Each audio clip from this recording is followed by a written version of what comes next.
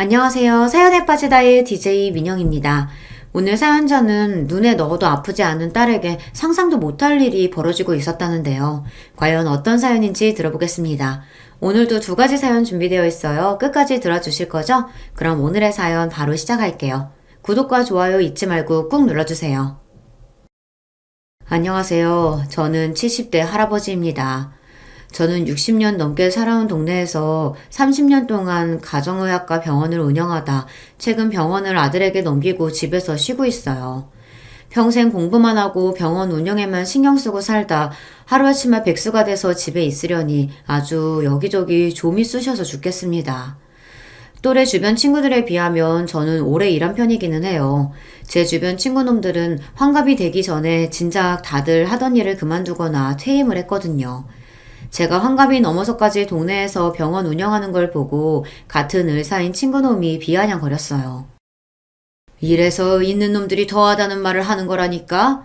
건물도 있는 놈이 언제까지 벌어먹으려고 떡하니 자리 차지하고 있어? 누가 돈 때문에 그런가? 일하는 게 좋아서 그러지. 우리 병원에 나보겠다고 20, 30년째 오는 환자들도 많아. 그런 분들 보면 그만둘 수가 있어야지.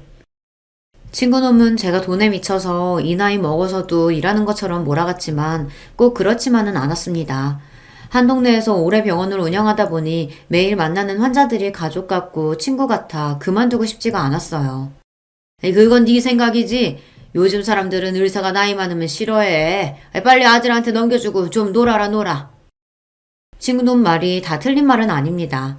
고등학교 졸업하고 의대에 들어간 순간부터 지금까지 저는 한시도 쉬지 않고 앞만 보고 달려왔어요. 그나마 아내와 결혼하고 아이들이 생기면서 가족들과 더 시간을 보내고 싶다는 생각에 다니던 대학병원을 나와 부모님께 증여받은 건물에 병원을 개원했습니다. 병원을 개원하고 나서는 매일 병원에만 있었어요. 그러니 더 이 동네에서 벗어날 일이 없었죠. 그때부터 지금까지 쉬지 않고 일만 했으니 친구 말대로 이제 남은 생은 좀 놀아도 되기야 하죠. 하지만 그게 또 마음처럼 쉽지 않았습니다. 원래 놀아본 놈들이나 노는 거지. 저처럼 평생 집, 병원 하던 사람은 일을 그만두면 앞으로 난 뭘 하고 살아야 하나 항상 걱정이 많았습니다. 병원 일 말고는 할 줄 아는 게 하나도 없으니까요. 그러다 보니 이제 쉴 때가 됐다는 걸 알면서도 병원 일을 놓지 못하고 꾸역꾸역 잡고 있었어요. 그때 저와 제일 친한 검사 친구놈이 한마디 했는데 그게 가슴에 와닿았습니다. 우리처럼 평생 공부만 하면서 살아온 놈들이 갑자기 하던 일 그만두고 집에 있으라 하면 오히려 내가 쓸모 없어진 것 같아서 더 우울해. 나 봐라. 직원장들이 다 후배라 나만 보면 선배님 쫓아다니는데 나도 민망해 죽겠어. 근데 어떡해? 아무것도 안 하고 집에만 가만히 있는 게 죽기보다 싫은데. 검사 친구놈은 퇴직할 나이를 넘기고도 더 일하고 싶다는 욕심에 퇴직을 안 하고 검사 자리에서 버티고 있어요. 어린 검사장까지 나서서 눈치를 주지만 꿋꿋하게 버티고 있답니다. 그만두기 싫어서요. 다른 친구들은 지금까지 평생 힘들게 살았으면 됐지 왜 그렇게까지 버티냐고 답답해했지만 저는 검사 친구 말에 100% 공감했습니다. 저도 딱 그런 마음이었으니까요. 평생 제가 배운 일이라고는 환자들 보는 것밖에 없다 보니 저는 할 줄 아는 게 없습니다. 제 입으로 이런 이야기 하기 창피하지만 아내가 없으면 밥도 한 끼 제대로 못 챙겨 먹어요. 그나마 제가 장점이자 단점인 게 집밖에 모릅니다. 다른 친구나 동료들은 병원 일을 하면서도 골프나 테니스도 치고 술도 마시고 하지만 저는 결혼하고 지금까지 줄곧 취미라고는 없이 퇴근만 했다 하면 곧바로 집으로 가요. 술도 안 마시고 담배도 태운 적이 없습니다. 남들이 보면 왜 그렇게 재미없게 사느냐, 그렇게 남자가 취미도 없이 가정에만 너무 충실하면 오히려 아내들이 귀찮아서 더 싫어한다고들 하더라고요. 하지만 어쩌겠어요. 제가 그런 사람인걸요. 병원을 개원하고 나서부터 지금까지 저는 점심은 무조건 아내와 먹습니다. 아이들이 어릴 때는 점심시간이면 집에 들려서 아내와 밥을 먹으며 아이들과 시간을 보냈어요. 아이들이 다 자라고 나서는 아내와 밖에서 외식도 하고 잠깐씩이라도 산책을 했습니다. 아내도 저와 비슷한 사람이라 책 읽고 화분 키우는 거 말고는 딱히 취미생활도 없고 친구도 많지 않아요. 그러다 보니 저와 아내는 서로가 서로에게 배우자이자 가장 좋은 친구였습니다. 둘이 같이 하는 게 제일 좋고 편했어요. 이런 이야기를 하면 사람들이 잘 안 믿어요. 에이, 그건 원장님 생각이신 것 같은데요? 사모님은 혼자 편하게 먹고 쉬고 싶은데 원장님이 자꾸 집에 오셔서 오히려 귀찮으실 수도 있죠. 제가 점심시간만 되면 집에 갔다 오겠다고 하니 함께 일하는 간호사들은 그냥 병원에서 같이 먹자고 했어요. 제가 점심마다 집에 가면 오히려 아내가 더 귀찮아 할 거라고요. 아니에요, 김 간호사님. 우리 어머니도 아버지가 집에 와서 식사하시는 거 좋아하세요. 아들인 저는 오라는 소리 한 번 안 하시면서 아버지는 꼭 집에 와서 식사하시라고 하신다니까요. 어머, 그래요? 암튼 우리 원장님이랑 사모님 금실 좋은 건 알아줘야 한다니까요. 아내와 저는 의대 시절부터 알고 지내 7년을 연애하고 결혼했어요. 요즘에야 오래 연애하는 일이 많다지만 저희 때는 흔하지 않았습니다. 여자 나이 20대 중반만 돼도 부모님께서 결혼하라고 난리였거든요. 아내도 마찬가지였어요. 처가에서는 아내가 대학을 졸업하자마자 결혼하길 바라셨지만 제가 그럴 상황이 아니었습니다. 제가 의대생이라 의대, 인턴, 레지던트 생활을 계속하느라 결혼을 생각하기가 힘들었거든요. 친구 중에는 인턴 레지던트를 하면서도 결혼하는 애들이 꽤 있었지만 저는 그러고 싶지 않았어요. 당시에 병원 생활이 워낙 바빠서 어차피 거의 집에 들어가지도 못하는 상황이었기 때문에 결혼해도 아내를 챙기지 못하고 힘들게 할 게 뻔했거든요. 그래서 레지던트라도 끝내고 결혼하려고 했어요. 그 긴 시간을 기다려준 게 제 아내입니다. 제가 레지던트를 끝날 때까지 기다려준 것도 고마운데 아내는 결혼과 동시에 제 내조를 위해 다니고 있던 출판사도 그만뒀어요. 아내가 출판사 일을 좋아한다는 걸 누구보다 잘 아는 저로서는 아내에게 고마우면서도 너무 미안했습니다. 당시에는 여자가 결혼하면 일을 그만두는 걸 당연하게 생각하던 시대였지만 저는 그렇게 생각하지 않았어요. 아내도 저와 마찬가지로 대학도 나오고 공부도 할 만큼 해서 회사에서 본인의 성과를 내고 있었는데 아내이자 엄마가 되었다고 해서 회사를 그만두는 게 너무 당연시 됐으니까요. 아내는 그렇게 좋아하던 일도 그만두고 저와 아이들을 위해서만 30년 넘게 희생하며 살았어요. 저야 병원에서 일만 하느라 정신없었지만 아내는 그 긴 시간 동안 자기 삶이라고는 없이 아들과 딸을 키우며 아들은 의사로 딸은 간호사로 훌륭하게 키워냈습니다. 아내가 없었다면 지금의 저도 아이들도 없었을 겁니다. 아내의 희생을 누구보다 잘 아는 저로서는 아내만 생각할 수밖에 없었어요.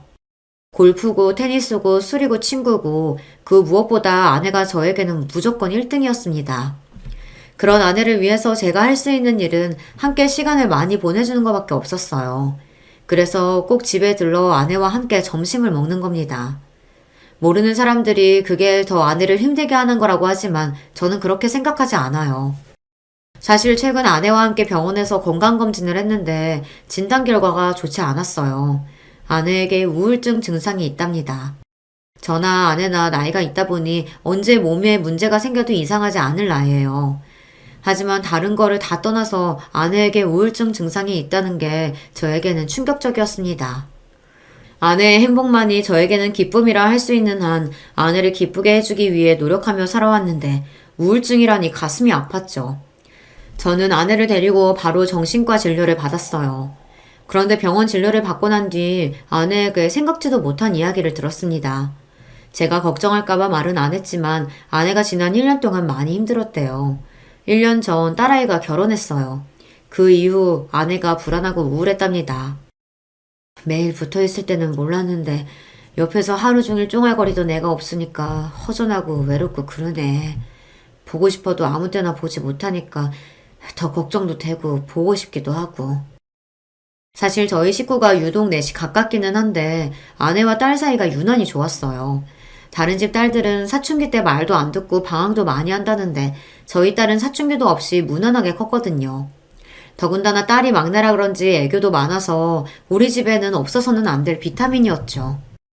그런 딸이 대학에서 강원도 남자를 만나 연애하더니 결혼하면서 강원도로 가버렸어요. 결혼하기 전까지 딸도 제 병원에서 일했었는데요. 하루아침에 결혼해서 그 먼 강원도로 가버렸으니 허전함이 말로 표현할 수 없을 정도였죠. 네, 저도 압니다. 자식이 자라면 독립해서 나가는 게 당연한 일이죠. 하지만 저는 아직 마음의 준비가 되지 않았었어요. 솔직히 말하면 자식들과 멀어질 준비를 해본 적도 없습니다. 아들도 의사고 딸도 간호사라 둘 다 제 병원에 평생 데리고 있을 생각이었거든요. 아들도 일찍 결혼했지만 결혼한 이후에도 내내 제 병원에서 일하고 있어요. 그랬으니 딸도 당연히 그럴 줄 알았죠. 딸이 대학 때부터 만나던 남자가 강원도에 일하는 건 알았지만 결혼하게 되면 고향인 강원도로 가겠다고 할 줄은 꿈에도 몰랐어요. 그래서 딸이 결혼하면 강원도로 내려가야 한다고 했을 때 저도 아내도 당황했습니다. 한편으로는 믿지 않았어요. 제가 강원도에 가는 건 싫다고 하면 딸이 가지 않을 줄 알았거든요. 그런데 딸의 생각은 확고했습니다. 김서방이 처음부터 은행 지원할 때 강원도에 있는 지점으로 지원한 거 나는 알고 있었어요. 그래서 나는 이미 우리 결혼하면 강원도로 가야 하는구나 생각은 하고 있었어. 딸이 저나 아내가 걱정할까봐 일절 말은 안 했는데 알고 보니 사위될 녀석이 서울에서는 취직이 쉽지 않았나 봐요. 그래서 지원한 은행의 근무 가능 지역을 고향인 강원도로 지원했더군요. 그래야 합격 확률이 높으니까요. 나야 간호사라 서울이든 강원도든 어디서든 일할 수 있지만 김서방은 아니잖아. 그러니까 내가 따라가는 게 맞지. 딸 마음을 모르는 건 아니지만 아비로서 서운한 마음을 감출 수가 없었습니다. 사내놈이 서울에서 대학까지 나오고 서울에 사는 여자 만났으면 어떻게든 여기서 책임질 생각을 해야지. 여자가 다니던 직장까지 옮기면서 그 먼 곳까지 가야 돼? 안 되겠다. 내가 김서방 만나서 다시 한번 얘기해봐야지. 마음 같아서는 당장 예비 사이를 만나 정말 강원도에 가는 방법밖에 없는 거냐고 물을 생각이었습니다. 그 은행 말고 다른 직장을 갈 생각은 없냐고요. 물론 저도 이게 남의 일이었다면 여자가 남자 따라 강원도 가는 게 맞는다고 했을 거예요. 하지만 제 딸이잖아요.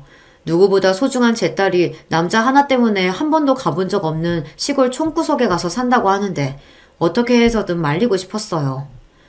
김서방은 결혼 조금 미루고 자기만 혼자 경원도에 갔다가 어떻게 해서든 서울로 다시 올라오겠다고 했는데 내가 그때까지는 도저히 못 기다리겠어서 그냥 결혼해서 강원도로 가겠다고 한 거야. 내가 김서방 얼마나 좋아하는지 아빠도 알잖아요. 어차피 김서방이랑 결혼할 건데 그런 일로 실랑이 하고 싶지 않아. 딸은 완강했습니다. 제가 말려도 본인은 예비 사이가 너무 좋아서 지금 당장 결혼하고 강원도로 따라가겠다고 했어요. 아버지는 제가 운영하는 평생 직장까지 다 때려치우고 말이죠. 딸아이가 결혼하고 강원도로 내려가겠다고 했을 당시 아내는 한마디도 안 하고 있었어요. 오히려 저만 안 된다고 난리를 쳤죠. 그런데 결국 아내는 딸 결혼식 날 펑 하고 터져버리고 말았습니다. 얼마나 울었는지 몰라요. 마치 무슨 대단한 사연이라도 있는 것처럼 말이죠. 저나 아내나 부모 입장에는 그럴 만도 했습니다. 이 결혼식이 끝나고 나면 귀하디 귀한 딸내미가 함께 살던 우리 집을 떠나 강원도로 가버리니까요. 물론 영영 볼 수 없는 건 아니지만 지난 30년 동안 매일같이 품 안에 끼고 있던 자식이 하루아침에 멀리 가버린다고 생각하니 아내도 참을 수 없었던 거죠. 그 모습을 보고 있자니 저도 마냥 좋다고 웃을 수만은 없었습니다. 저도 압니다. 저나 아내가 너무 유난하다는 걸요. 하지만 어쩌겠어요. 이게 진심인 걸 말이죠. 그 와중에 더 서운한 게 딸은 뭐가 그렇게 신이 나는지 결혼식 내내 방실방실 입이 찢어져라 웃고 있었다는 겁니다. 그 모습을 지켜보던 저나 아내는 딸이 저렇게나 좋아하는데 우리도 기분 좋게 보내주자 싶으면서도 가슴 한편이 심큰했습니다. 그렇게 딸을 시집 보내고 1년 동안 저는 아내에게 더 잘하려고 노력했어요. 아빠인 저도 이렇게 딸의 빈자리가 크게 느껴지는데 엄마인 아내는 얼마나 힘들까 싶어서요. 그런데 이게 제가 노력한다고 해서 되는 게 아니더군요.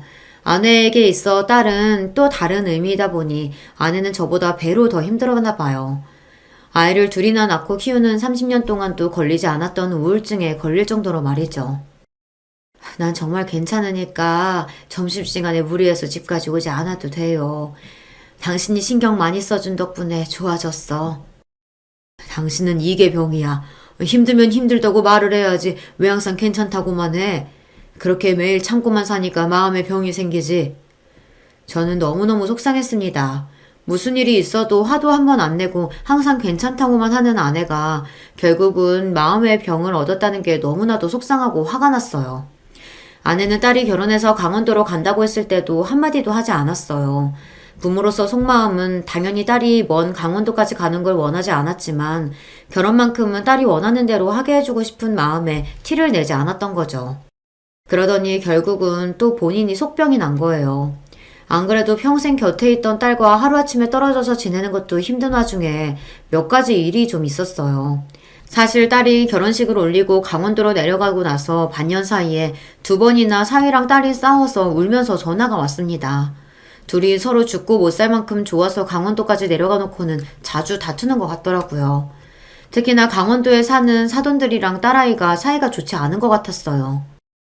나라고 왜 시어머니 시아버지랑 잘 지내고 싶지 않겠어. 근데 툭하면 병원에서 일하는데 전화해서 오라 가라 하고 안 받으면 병원까지 찾아오시니 나로서는 진짜 미치겠다니까. 시골 사람들은 다 그러는 건지 몰라도 사돈들은 틈만 나면 딸아이가 일하는 병원으로 찾아오고는 한답니다. 사돈은 2분 다 농사를 지으세요. 사돈 둘 다 그 전까지는 도대체 어떻게 살았는지 모를 정도로 딸아이가 시골에 내려가고 나서는 무슨 일만 있으면 딸에게 전화한답니다. 별것도 아닌 걸로 말이죠. 한 번은 그런 적이 있었대요. 사돈이 사는 집에 화장실 변기가 망가졌는데 한참 병원에서 일하는 제 딸에게 전화를 했답니다. 변기 고칠 사람 찾아서 바로 보내라고요. 상식적으로 그 동네에서 평생 산 사돈들이나 알지. 이제 막 시집가서 강원도에 간 제 딸아이가 화장실 변기 고치는 사람을 어떻게 구합니까? 딸아이는 황당해서 본인이 그걸 어떻게 아느냐고 되물었는데 바깥 사돈이 호통을 쳤답니다. 그걸 왜 모르냐고요. 어른이 말을 하면 알아보는 신용이라도 해야지. 어디서 도박도박 모른다는 소리가 나와? 너희 친정에서는 그렇게 가르치디? 제가 여기 온 지 얼마 안 돼서 아직 잘 몰라서 그래요, 아버님. 급하신 일이면 제가 알아볼까요? 살면서 누구한테 싫은 소리 한 번 안 듣고 자란 아이가 시집을 가자마자 시아버지에게 큰 소리를 들었으니 얼마나 무서웠겠어요. 딸은 애써 알아보겠다고 했는데도 바깥 사돈은 혀를 끌끌 찼답니다. 에휴, 됐어. 급해 죽겠는데 내가 알아보고 말지. 이래서 도시에서 자란 애들은 안 된다니까. 바깥 사돈은 대놓고 딸이 마음에 안 든다는 식으로 이야기를 했답니다. 도시에서만 살다 와서 영 정이 없고 어른 공경할 줄을 모른다고요. 그러면서 친정에서 배운 게 없다는 소리까지 했답니다. 곱게만 자란 저희 딸은 태어나 그런 소리를 생전 처음 들었으니 사돈들이 그런 막말을 할 때마다 말문이 턱하고 막혀 아무 말도 할 수가 없었대요. 거기서 끝이 아닙니다. 사돈들은 그 이후로도 별일 아닌 거 가지고 자꾸만 전화해서 귀찮게 했답니다. 일주일에 서너 번은 툭 하면 불러대서 딸은 병원에서 힘들게 일하고도 시댁에 가야 했대요.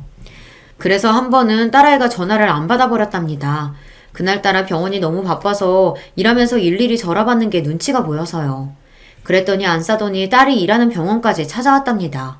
그러면서 한다는 말이 건방지게 시부모 전화를 안 받는다고 소리를 질렀대요. 병원에 불이라도 나서 전화 안 받나 했더니만 멀쩡하게 살아있으면서 시부모 전화를 안 받아? 어머님, 일하는 중에 전화를 어떻게 받아요? 왜요? 또 무슨 일 있으세요? 네 시아버지가 동서문서에 갈 일이 있어서 갔는데 통 직원이 하는 말이 무슨 말인지 못 알아듣겠어. 얼추 점심시간도 된 것 같은데 좀 나와라. 같이 동사무소 좀 가게. 사위도 딸아이가 일하는 병원 근처 은행에서 일해요. 본인들이 급한 일이 있으면 본인 아들을 데리고 가면 될 것이지 자꾸만 제 딸아이를 부려먹으려고 하니 듣는 저나 아내는 속상할 수밖에 없었습니다. 딸아이 입장에서도 시부모가 일하는 병원까지 찾아왔는데 어떻게 그냥 보낼 수가 있었겠어요. 병원에 이야기하고 따라다니면서도 마음이 불편해 다음부터는 이런 일이 있으면 미리 말씀하시든 김서방에게 연락하라고 했답니다. 딸도 병원에 들어온 지 얼마 안 돼서 눈치가 보인다고요. 그러자 안 싸더니 하는 말이 기가 막혔습니다. 에이구, 남자가 회사에서 일하는데 부모가 왔다 갔다 하면 누가 좋아하겠어. 우리 아들 창창한 앞길 막을 일이 있나. 세아기 너는 괜한 일로 네 남편 일할 때 시시콜콜 전화하지 마라. 애 괜히 상사들 앞에서 눈치 보인다. 안 싸돈의 말에 어이가 없었던 딸은 어처구니가 없어서 한마디 했답니다. 어머니, 저도 어머님이 이렇게 병원까지 찾아오시면 다른 직원들한테 눈치 보여요. 이러다 저 병원에서 잘리면 어떡해요. 너야 여잔데 뭐가 걱정이야? 병원 잘리면 집에 들어앉아서 우리랑 농사나 지으면 되지. 사람이 사고방식이 어떻게 저럴 수가 있죠. 아무리 자기 자식이 아니라도 그렇지 남의 집 귀한 자식한테 저딴 소리를 할 수 있는지 모르겠어요. 안사돈의 말에 기분이 상한 딸은 참지 않고 이야기했답니다. 어머님도 참 도대체 언제적 이야기를 하시는 거예요. 저는 병원 그만둘 생각도 없고 농사 지을 생각도 없어요. 안 그래도 강원도까지 내려와서 새로 일 시작하느라 고생했는데 저 지금 잘리면 안 돼요. 딸은 간호사 일을 좋아합니다. 거기다가 아이들을 좋아해서 처음 간호사가 됐을 때 소아과에서 오래 일했어요. 나중에는 제 부탁으로 어쩔 수 없이 제 병원에서 일했던 거예요. 딸아이는 강원도에 가자마자 당장 일할 수 있는 소아과를 알아봐서 면접 본다고 잔뜩 들떠 있었어요. 다행히 그 중에 한 군데 합격해서 굉장히 좋아했습니다. 그런 직장을 안싸도는 자기 마음대로 그만둬라 마라 하니 딸아이 입장에서는 어이가 없을 수밖에 없었죠. 더군다나 더 어이가 없는 건 이제 결혼한 지 몇 개월 되지도 않았는데 아기 이야기를 했다는 겁니다. 잘리면 안 될 게 뭐가 있어? 잘리면 오히려 잘된 일이지. 새아기 너한테 안 그래도 한번 이야기하려고 했는데 너 애는 안 갔니? 시집을 왔으면 하루라도 빨리 애 가질 생각부터 해야지. 일은 무슨 일이야. 딸아이는 그제야 현실을 직시했답니다. 아무리 시골분들이어도 시대가 많이 변했으니 서울에서 내려온 며느리를 조금이나마 안쓰러워하고 가여워해 주실 줄 알았는데 사돈들은 그런 사람들이 아니었어요. 나이 지역을 떠나 그냥 자기들 집안밖에 모르고 며느리는 도구로밖에 볼 줄 모르는 한심한 인간들이었죠. 그런 이야기를 들을 때마다 저도 저지만 아내가 너무 힘들어했어요. 아무리 급한 일이 있어도 며느리가 일하는 직장인데 거기까지 찾아오면 어떡한다니? 김서방은 그런 이야기 듣고도 가만히 있었어? 아내는 딸아이의 이야기를 듣다 도저히 이해가 되지 않았는지 그런 상황에서 김서방은 도대체 뭘 하고 있었느냐고 나무랐습니다. 김서방? 아휴, 말도 마, 엄마. 차라리 가만히 있는 게 나아. 내가 짜증나서 이야기했더니 시부모님이 며느리가 일하는데 못 가냐고 갈 수도 있는 거 아니냐고 오히려 나더러 이해심이 부족하대. 결혼할 때는 강원도에 가서도 제 딸아이가 하고 싶은 대로 다 하게 해주겠다고 걱정하지 마시라고 그렇게 신신당부를 하고 데려가더니만 사위놈은 정작 강원도에 내려가서는 제 딸아이에게 신경도 쓰지 않았습니다. 오히려 자기 부모들 편만 들었어요. 알고 보니까 엄마, 김서방이 효자 중에 효자더라고. 자기 부모님 관련된 일에는 절대 내 편을 안 들어준다니까. 나 정말 서러워 죽겠어, 엄마. 아이고, 우리 딸 안쓰러워서 어떡하니? 아휴, 내가 또 괜히 엄마 목소리 들으니까 울컥해서 하소연만 실컷 했네. 엄마, 너무 걱정하지 말아요. 시부모님만 아니면, 그래도 다른 건 다 지낼만 해요. 김서방도 둘이 있을 땐 잘해주고. 전화를 끊을 때만 되면 딸은 항상 그래도 괜찮다고 잘 지내고 있다면서 걱정하지 말라고 했어요. 하지만 부모 마음이 어디 그런가요? 전화를 끊고 나면 그날은 저나 아내나 잠도 잘 못 자고 설칠 정도로 딸이 걱정되고는 했습니다. 아무래도 제 딸아이가 어릴 때부터 귀하게 자라다 보니 시골에서 평생 사신 어르신들 눈에는 못 믿어올 수는 있습니다. 하지만 아무리 며느리라도 남의 자식인데 본인들 편한 대로 휘두르려고 하시니 저나 아내나 사돈을 생각하면 원망스럽기도 하고 딸아이 걱정이 이만저만이 아니었어요. 그러다 보니 한 번씩 딸아이가 서울에 올라올 때마다 저나 아내는 뭐든 해주려고 애썼습니다. 내리 사랑이라고 딸아이가 아무리 다 컸어도 저희 눈에는 마냥 아기 같았어요. 딸아이는 오랜만에 엄마 아빠 만났으니 강원도에서 힘들었던 일을 털어놓기도 하고 하소연을 하기도 했죠. 하지만 그 모습을 지켜봐야만 하는 부모는 마음이 찢어지고는 했습니다.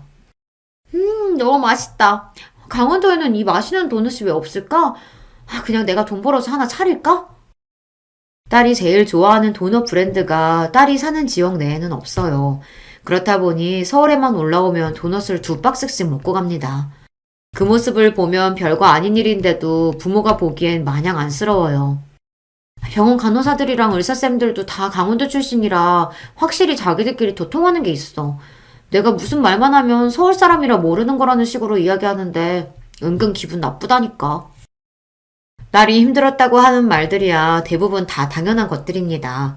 서울에서 쭉 살다가 결혼하고 나서 강원도에 내려간 경우다 보니 사는 방식이나 시스템이 다른 게 많아요. 일부러 그런 건 아니겠지만 서울 사람이라고 은근 소외되는 것도 많을 거고요. 딸이 그런 이야기를 할 때면 저는 무조건 딸 편을 들어줍니다. 그게 부모로서 당연한 거니까요. 시부모님은 티나게 차별하시는 게 한 상에다 다 같이 밥을 먹잖아? 그럼 꼭 고기나 생선 같은 맛있는 반찬은 남편 앞에만 놔준다? 내가 손 안 닿는다고 한 접시 더 내놓으려고 하면 상도 좁은데 뭐하러 그러냐고 하셔. 그럴 때마다 너무 기분 나빠. 먹는 거 가지고 치사하게 왜 그런데? 아유, 안쓰러운 우리 딸. 여기서는 고기며 생선이며 다 우리 딸 먹어. 역시 우리 엄마 아빠밖에 없다니까. 나 진짜 눈물 나. 나도 그냥 서울에 살고 싶다. 부모로서 자식을 강하게 키우려면 시집 갔으면 그 정도는 참고 해내야 한다. 그러게 그 먼 곳까지 뭐하러 시집을 갔냐 하고 말하면 그만이지만 저나 아내는 그런 말이 나오지 않았어요. 어릴 때부터 둘째는 딸이라고 유독 금이야 오기야 하면서 종종 걸음으로 키워서 그런지 시집을 보내놓고도 마음이 놓이질 않아요. 사회생활 하면서도 힘든 일이 있더라도 친정에 돌아와서만큼은 귀하디 귀한 막내딸로 돌아오게 해주고 싶었어요. 딸애가 며칠이라도 서울에 있다가 강원도로 돌아가고 나면 아내의 한숨은 더 많아졌습니다. 부모 마음이 그렇잖아요. 다 커서 시집까지 보냈어도 걱정되기는 매한가지였어요. 그런 일이 반복되다 보니 아내에게 우울증까지 온 게 아닌가 싶어요. 당신 마음 내가 모르는 건 아닌데 애들도 이제 다 커서 자기 짝 만나서 나갔으니 우리가 할 수 있는 일은 곁에서 지켜봐주는 것뿐이야. 막내도 매일 힘들다고 찡찡거리면서도 정작 서울에 올 생각은 안 하잖아. 그런 거 보면 자기 남편이랑은 잘 지내고 있는 거지 뭐. 그러니까 당신도 이제 애들 걱정 그만하고 우리끼리 재미있는 거 좋아하는 거 하면서 삽시다. 제가 말한다고 해서 아내가 하루아침에 애들 걱정을 안 하는 건 아니겠지만 그래도 제가 곁에서 더 잘하다 보면 아내도 분명 좋아질 거라고 생각했어요. 그래서 그 이후로는 아내에게 더 잘하려고 애썼습니다. 딸도 걱정되긴 했지만 저에게 제일 소중한 사람은 아내이니 아내가 딸아이의 빈자리를 덜 느끼도록 제가 힘쓰다 보면 아내의 우울증도 괜찮아질 거라고 확신했죠. 그러던 중 사소한 일이 좀 있었습니다. 제가 그렇게 자식들 일에는 신경 좀 끄라고 해도 아내는 그게 쉽지 않은가 봐요. 얼마 전에 딸내 안 싸돈 생일이었는데 아내가 그걸 어떻게 알고는 백화점에서 선물을 사서 보냈더군요. 알고 보니 저는 전혀 모르고 있었는데 딸애가 결혼하고 나서 아내가 사돈들 생일이면 매번 선물을 보냈대요. 아이고, 안 그래도 챙길 사람 많은 사람이 사돈들까지 챙기느라 고생이 많네. 그래서 안 싸돈은 선물 마음에 드신대? 연락은 왔어? 아내 성격이 원래 그래요. 꼼꼼하고 차분해서 주변 사람들을 참 잘 챙깁니다. 제가 말 안 해도 항상 병원 간호사들 생일이며 경조사까지 알아서 챙겨준 덕분에 병원 간호사들이 다들 아내를 좋아해요. 덕분에 간호사들도 잘 그만두지 않아서 함께 오래 일하기도 했고요. 아내의 마음 씀씀이를 아는 저로서는 아내가 다 저나 자식들을 생각해서 그런 걸 챙긴다는 걸 알죠. 안 그래도 딸이 사돈들과 잘 지내지 못하니 아내가 더 신경을 썼을 것도 알고요. 그런데 사돈들이 보통이 아닌 게 선물을 받고도 일절 인사 한마디가 없답니다. 그게 사실은 진영이 처가는 내가 사소한 거라도 보내면 항상 바로 연락이 왔거든. 명절이면 본인들도 과일이라도 보내고 물론 내가 뭘 바라고 한 건 아니지만 그래도 사돈지간인데 선물 보냈으면 최소한 고맙다고 메시지라도 보내야 하는 게 맞는 거잖아. 그것도 싫으면 애들한테라도 말을 하든지. 아휴, 사돈이라고 무뚝뚝한 건 알았지만 어쩜 메시지 한 통도 없는 거 있지? 아내가 웬만해서 남의 말을 하는 사람이 아닌데 이건 충분히 그럴 만도 했습니다. 아내가 아들 처가에도 생신이나 경조사가 있을 때마다 선물을 보냈다 보니 딸내 시댁에도 그렇게 한 거예요. 그런데 벌써 두어 번 선물이랑 과일을 보냈는데도 통 연락이 없었답니다. 그 소리를 듣는데 저까지도 기분이 상했어요. 사람 사는 게 그렇잖아요. 우리가 뭘 바라고 보낸 것도 아니고 단순히 호의로 보낸 건데 생각이 있는 사람들 같으면 고맙다는 말 한마디 해야 하는 거 아닐까요? 저는 영 마음이 쓰여 사위랑 통화하다가 은연중에 선물 이야기를 했습니다. 자네 장모가 안 싸돈 생일이라고 백화점에서 스카프 사서 보냈다는데 혹시 어머님은 잘 받으셨다니? 작년에도 그렇고 올해도 그렇고 통 연락이 없으신 게 선물이 영 마음에 안 드시는 건 아닌가 걱정이 되네. 제 말에 사위는 놀라서 오히려 저에게 선물을 보냈냐고 되물었어요. 사위도 사돈이 전혀 말을 안 해서 몰랐답니다.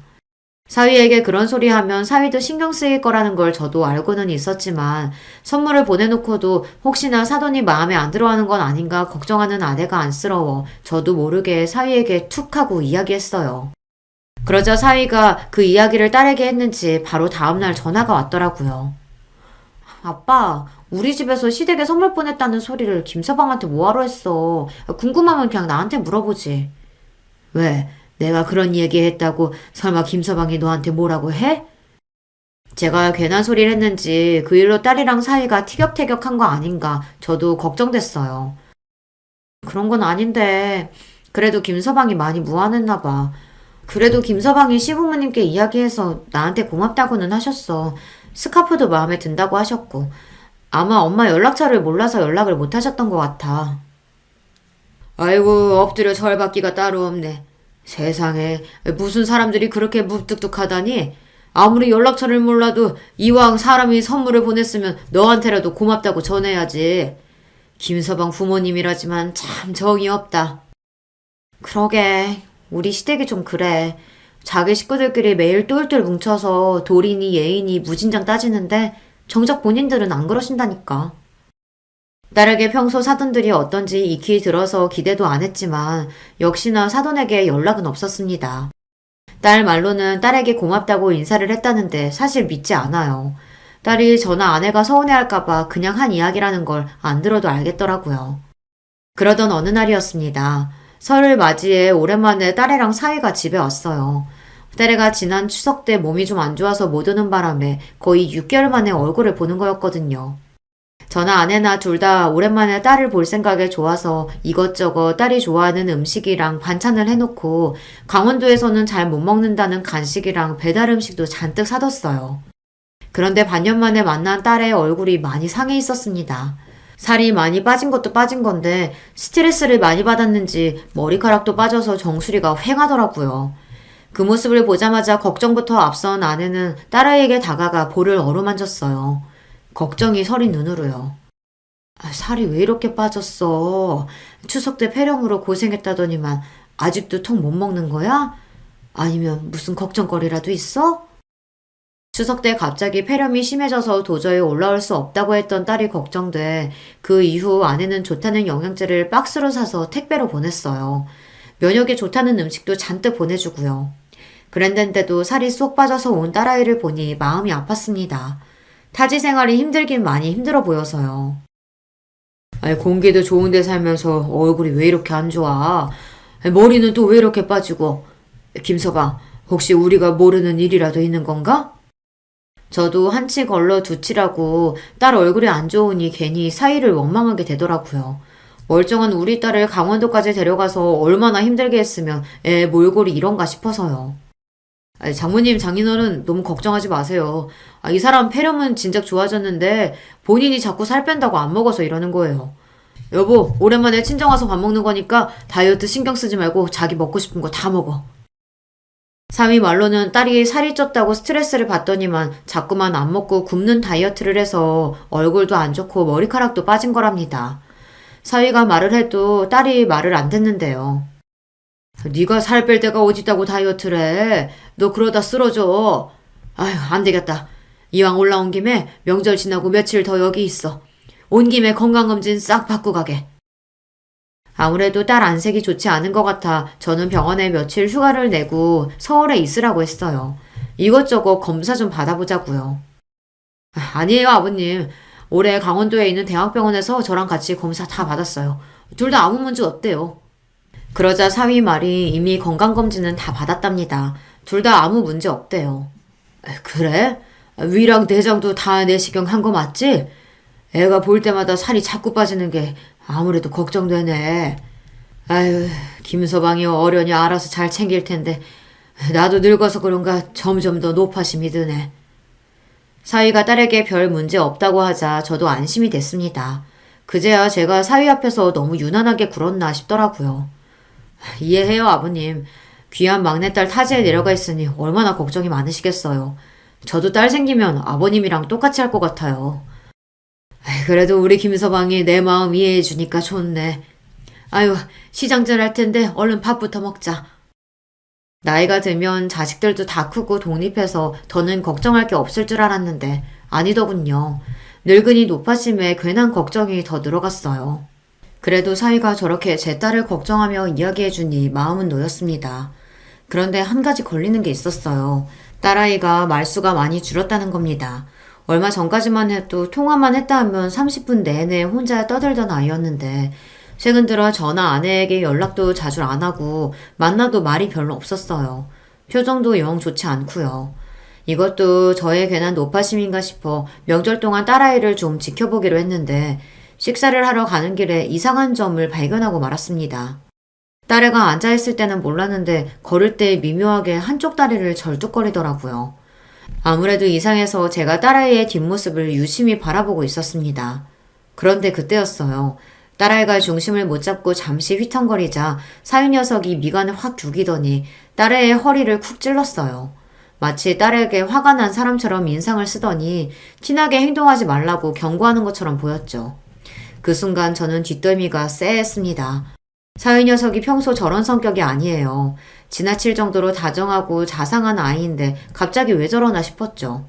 그때부터 신경이 바짝 곤두선 저는 딸과 사위의 행동에 집중할 수밖에 없었습니다. 제가 괜히 과하게 생각하는 걸 수도 있으니 아내에게는 말하지 않았어요. 제가 괜히 이야기하면 아내가 더 걱정할 것 같아서요. 저는 은근슬쩍 딸에게 다가가 속삭이듯 물었습니다. 왜 자꾸 다리를 절뚝거리냐고, 어디를 다쳤냐고요. 그러다 딸이 눈이 휘둥그레져서 고개를 세게 젓더군요. 다치기는 아빠. 그냥 며칠 전에 동네에서 운동 좀 하다가 살짝 삔 거야.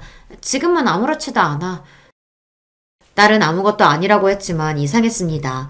제가 병원을 아들에게 넘겼어도 의사는 의사예요. 딱 봐도 딸아이가 걷는 모습이 살짝 삔 정도는 아니었습니다. 그날 밤 저는 사위에게 술을 한잔 하자고 이야기했어요. 평소에도 사위가 술을 잘 못 마시는 걸 알기에 일부러 술을 좀 먹였습니다. 그러고는 사위가 술에 취해 거실에 잠이 든 사이 슬쩍 자리에서 일어나 딸아이에게 갔습니다. 저는 침대에 곤히 잠들어 있는 딸아이를 깨웠어요. 그러고는 절뚝거리던 딸아이의 다리를 만져봤습니다. 제가 발목을 살짝 건드리자마자 딸아이가 아 하고 큰 소리를 냈어요. 순간 저는 하늘이 무너지는 것 같았습니다. 딸, 너 이거 살짝 빈 거 아니지? 아빠가 의사인데 그걸 모르겠어? 사실대로 말 안 하면 내일 너희 오빠 병원에 데려가서 바로 엑스레이 찍을 거니까 얼른 사실대로 얘기해. 낮에 걷는 모습을 뒤에서 봤을 때도 분명 살짝 삔 정도로만 보이지는 않았어요. 적어도 발가락이라도 금이 갔을 거예요. 그 정도로 다쳤으면 병원에 가서 검사하고 깁스라도 해야 하는데 간호사인 딸이 아무런 조치도 없이 저러고 다니는 게 아무래도 이상했습니다. 평소 딸에게 큰 소리 한 번 낸 적 없는 제가 새벽에 자는 딸까지 깨워 그 정도로 몰아붙였으니 딸도 적잖이 당황한 것 같더라고요. 제 말에 우물쭈물하던 딸은 잠시 망설이다가 힘겹게 말을 꺼냈습니다. 왈칵 눈물까지 쏟으면서요. 그러더니 한다는 말이 충격적이었습니다. 아빠, 나 사실 김서방한테 맞았어. 그래서 계단에서 굴러 넘어지는 바람에 다리도 다친 거야. 바로 병원 가서 치료받으려고 했는데 저 인간이 이번에도 다쳐서 친정에 오면 본인 의심받을 것 같으니까 절대 병원 가면 안 된다고 하도 난리를 쳐서. 딸은 서러움에 울컥울컥 하면서도 힘겹게 말을 이어갔습니다. 저는 이야기를 듣는 내내 너무 놀라서 말문이 턱하고 막히고 말았습니다. 한 번도 생각해 본 적이 없던 일이에요. 제 딸이 귀하디 귀한 우리 딸내미가 남편에게 맞는다뇨. 딸, 그게 정말이야? 그런 일이 있었으면 바로 아빠한테 연락을 했어야지. 왜 혼자 끙끙거리고 참고 있었어? 제 딸이 너무 거지 같은 일을 당했다는 것만으로도 너무 화가 났지만 더 화가 나는 건 그런 일을 겪고도 아무한테도 말도 못하고 혼자 참고만 있었다는 게 더 화가 났습니다. 난 당연히 아빠한테 연락하려고 했지. 근데 그 인간이 내 핸드폰도 뺏어갔어. 그러면서 친정에 연락하면 아버지 병원에 불 지를 거라고 미친 소리까지 하고. 그래서 도저히 안 되겠다 싶어서 서울 올라가려고 짐 쌌는데 그때부터 못 가게 매일 때리는 거야. 아빠, 나 그 인간한테 매일 맞고 살았어. 세상에 어떻게 이런 일이 있을 수가 있을까요? 저는 새까맣게 몰랐습니다. 김서방, 아니 썩은 놈의 새끼가 제 딸아이에게 그런 짓을 하고 있을 거라고는 생각을 못했어요. 딸 말이 사위놈이 처음부터 과격하게 나온 건 아니었대요. 시작은 딸과 사돈들 사이가 좋지 않다 보니 부부 사이에 자주 문제가 있었나 봐요. 딸이 사돈들 이야기를 할 때마다 사위는 본인 부모 편만 드니 딸도 서운하고 서러워서 도저히 참을 수가 없었답니다. 하루는 사돈네 다녀오는 길에 집에 올라오는 계단에서 시댁에서 있었던 일로 딸이 하소연을 좀 했대요. 당신 부모님 이상해도 너무 이상해. 자기 자식 귀한 줄 알면 남의 자식도 귀한 줄 알아야지. 어떻게 매번 나는 그렇게 홀대하실 수가 있어? 그리고 우리가 애가 안 생기는 게 내 잘못이야? 왜 항상 내가 문제인 것처럼 이야기하시냐고. 그날도 안사돈이 먹을 거 가지고 사위와 딸을 차별하면서 치사하게 굴었나 봐요. 딸이 굴비랑 장어를 사서 가지고 갔는데 생선은 남자에게 좋다는 헛소리를 하시며 사위만 줬답니다. 딸이 먹으려고 하면 여자한테는 나물이 좋다고 풀떼기만 있는 접시를 앞에 끌어다가 줬대요. 그뿐만이 아닙니다. 딸이 화장실에 씻으러 들어갔는데 바깥 서더니 보일러를 꺼버렸답니다. 날씨가 아직 더우니 찬물로 씻으라고요. 이게 말이나 되는 소립니까? 시댁에서 그런 취급을 받고 왔으니 딸이 화를 내는 것도 당연했죠. 그런데 딸보다 앞서갔던 사위 새끼가 뒤에서 하소연하는 소리가 듣기 싫다면서 소리를 지르고는 딸 어깨를 밀어버렸나 봐요. 딸은 그대로 계단에서 굴러 떨어진 거죠. 사위 새끼도 처음에 놀라서 딸을 부축하고 집에 들어왔대요. 본인이 너무 화가 나서 참지 못했다고 미안하다고요. 그런데 그날 저녁 밥을 먹다가 딸이 시댁에서 있었던 일이 떠올라 한마디를 더 했는데 사위놈이 또 그 소리를 한다고 화를 내며 상을 엎어버렸대요. 그제야 정신이 든 딸은 도저히 안 되겠다 싶어 절뚝거리는 다리로 친정에 가겠다고 했답니다. 더는 못 살겠다고요. 그러자 당황한 사위 새끼는 그때부터 욕을 하고 때린 거예요. 들으면 들을수록 사위 새끼는 인간 말종이었습니다. 사위 새끼는 한 번 때리는 걸로도 모자라서 본인이 저지른 일을 덮기 위해 계속 때리고 친정에 연락도 못하게 한 거죠. 심지어 이번에 서울에 올라오면서도 딸에게 전화 아내에게 이야기하면 그 자리에서 전화 아내를 죽여버리겠다는 소리까지 했답니다. 저는 지금이라도 당장 거실로 나가 세상 모르고 잠들어 있는 사위놈의 면상을 짓밟고 싶었습니다. 당장 경찰에 전화해 저 가정 파괴범을 잡아가라고 하고 싶었어요. 하지만 그 정도로 좋게 넘어가 줄 수는 없었습니다. 저 뻔뻔한 낯짝을 다시는 못 들게 다니고 해주고 싶었어요. 그날 새벽 명절 연휴인 것도 불사하고 저는 친구들에게 연락했습니다. 제 친구 녀석 중 유일하게 아직도 현역에 있는 검사 친구에게요. 그리고 부탁을 좀 했어요. 제 사위놈을 잘근잘근 짓밟을 방법을 좀 찾아달라고요. 다음날 아침 제 소원이 이루어졌습니다. 사위놈은 제 검사 친구와 사위가 다니는 은행에서 나온 내부 감사팀 사람들에게 잔뜩 둘러싸인 채로 끌려나갔습니다. 오진석 씨, 불법 대출 횡령으로 바로 감사 진행하겠습니다. 절차에 따라 얌전히 따라와주세요. 네? 아니, 불법 대출이라뇨? 그럴 리가 없어요. 아버님, 저 좀 도와주세요. 아버님 아시는 분들 중에 검사도 있고 변호사도 있으시잖아요. 오진석 씨? 이걸 어쩌죠? 내가 바로 그 아시는 분인데. 식구들 깨기 전에 조용히 따라 나오시죠. 그리고 조금 있으면 경찰도 올 거예요. 횡령조사 끝나는 대로 쓰레기 같은 가정 파괴범으로 조사도 받아야 하거든요. 아유, 바쁘다 바빠. 말도 안 돼. 아버님, 아니에요. 제가 그런 거 아니라고요. 쪼다 같은 사위놈은 제 딸에게 험한 짓을 할 때는 언제고 제 집에서 끌려나가면서는 저에게 도와달라고 울고불고 난리를 쳤습니다. 본인은 억울하다고요. 그 모습을 보는데 저는 절로 미간이 구겨지면서도 웃음이 새어나왔어요.